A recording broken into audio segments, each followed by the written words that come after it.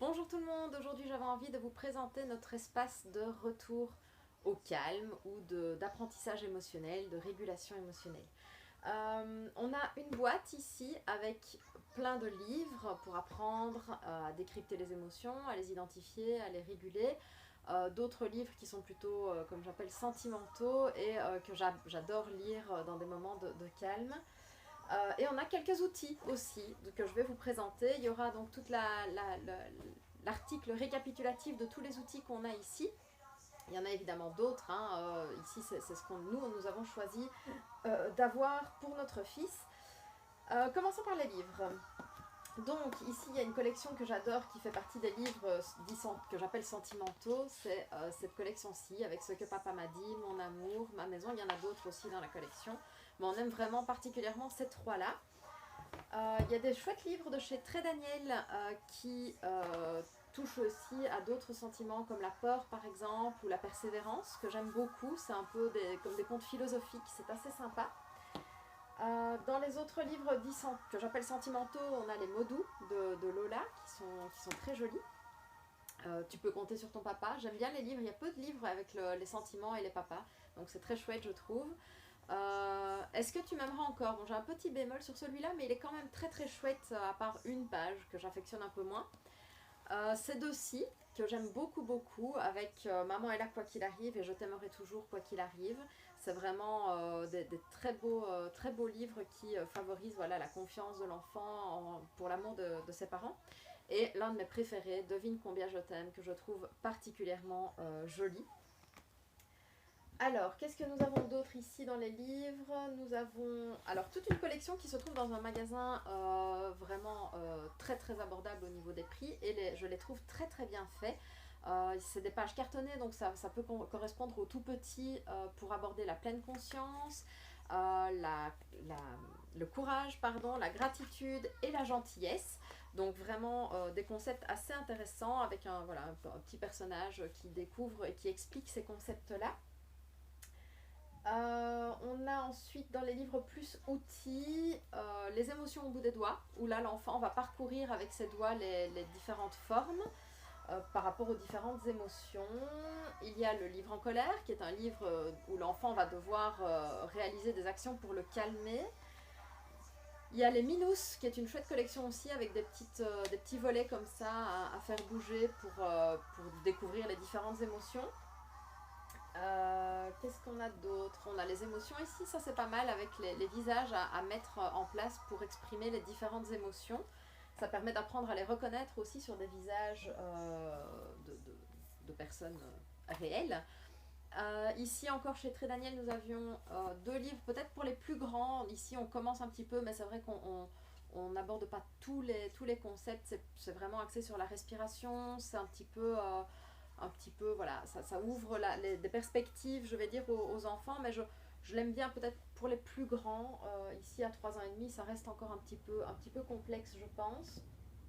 Il y a une collection qui est évidemment très chouette, qui est Gaston la licorne. Alors ici, on a le gros tome ici, les différents petits livres avec les différentes émotions à chaque fois. Donc ça, on peut choisir un petit peu celle qui nous intéresse. Et alors, enfin, j'adore. Donc, il y a encore deux livres que je voulais vous présenter. Celui de Nathalie la licorne, qui a été créé en partie, enfin, illustré en tout cas par Oriane Vicente, que j'aime beaucoup, qui a fait un livre très chouette sur le massage en fait. Et donc, ça permet d'apprendre des techniques de massage pour partager des moments entre parents et enfants et aussi apprendre à l'enfant à s'automasser. Donc, c'est un concept assez intéressant qu'on peut développer déjà avec les tout petits et puis les faire évoluer avec l'âge. Alors ça, c'est les tout premiers livres qu'on avait pour aborder les émotions avec notre enfant. C'est La petite bibliothèque des émotions, je les adore. Ça aborde des émotions et des sentiments qui sont moins classiques, on va dire. Ici, on a la timidité, la fierté, bon évidemment la colère, la peur, la tristesse et la jalousie. Et alors, ce que j'ai fait, bon, il n'y a pas besoin d'être une grande couturière hein, pour ça. J'ai pris simplement des petits morceaux de feutrine dans lesquels j'ai découpé. J'ai pris des marqueurs à textile.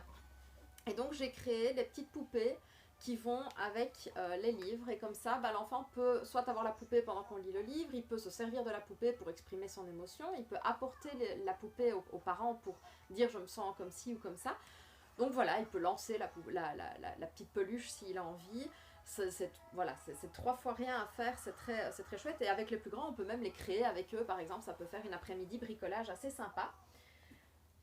Donc ça c'est tout pour les ouvrages et les livres. Après on passe aux outils de régulation émotionnelle. Bon déjà il y a une roue ici de chez Ozu avec le célèbre petit loup qui peut permettre à l'enfant de dire comment il se sent.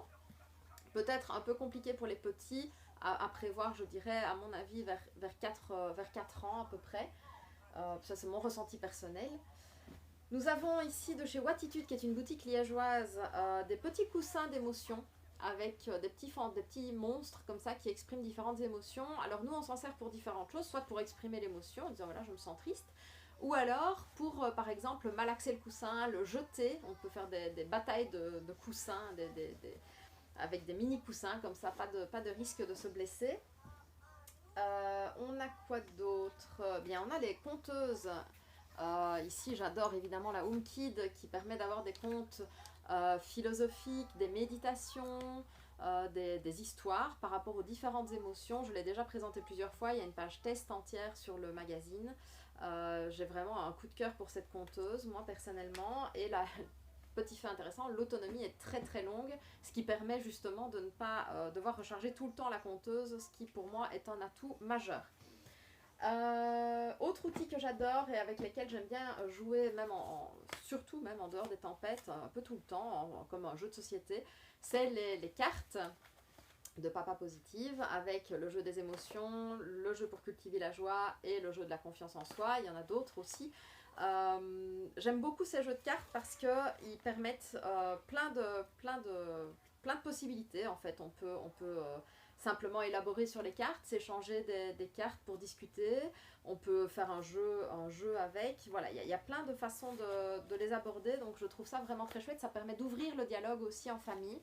Donc c'est vraiment un outil très très important pour moi. Alors, on en vient plutôt au moment de tempête maintenant. Nous avons Pipouette qui permet d'avoir, bon oui normalement elle est habillée, qui permet d'avoir justement cette capacité à changer les émotions en modifiant le visage de Pipouette. Donc ici on a tous les petits visages. C'est vraiment une poupée qui a été adoptée tout de suite ici. On a vraiment, alors elle permet de toucher à différentes sphères, hein, la maladie, le sommeil, les émotions de base ou les émotions plus élargies.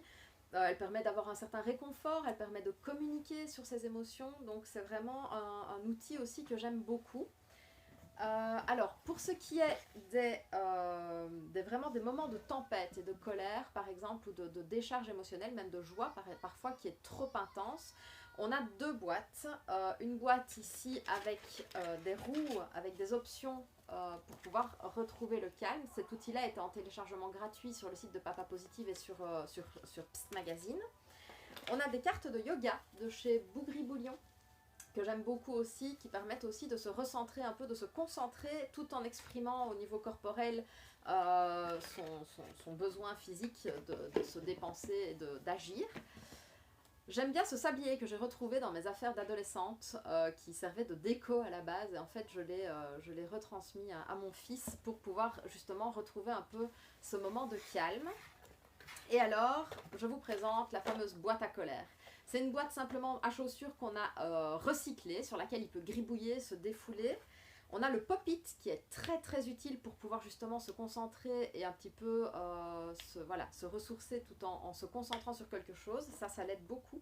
J'ai mis un élastique à cheveux sur lequel on peut mettre une tension, une petite peluche à malaxer, à jeter, des balles, des sortes de choses anti-stress comme ça avec des textures différentes. Un lion pour lui rappeler que s'il a besoin, il peut crier pour se décharger. Et un jeu sur lequel il peut apprendre à reproduire des émotions différentes pour pouvoir un petit peu aussi se reconcentrer tout en restant dans la thématique. Et enfin, nous avons l'affiche qui va avec les roues sur laquelle mon fils peut choisir l'activité qu'il souhaite pour arriver à s'apaiser et à redescendre en tension. Je rappelle, cet outil-là est téléchargeable, je vous remettrai le lien en commentaire.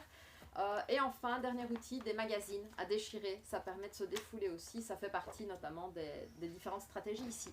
Voilà, n'hésitez pas à poser vos questions en commentaire. Si vous avez des idées d'autres outils aussi, partagez-les. Et à très bientôt!